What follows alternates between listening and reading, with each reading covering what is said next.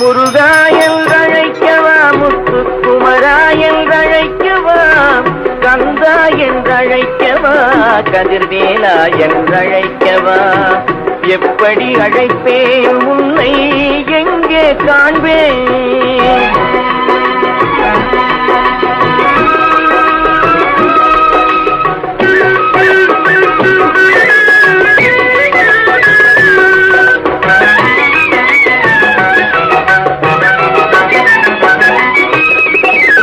ஆறுபடை வீடெங்கும் தேடி வந்தேனப்பா, அங்கெங்கும் காணாமல் வாடி நின்றேனப்பா.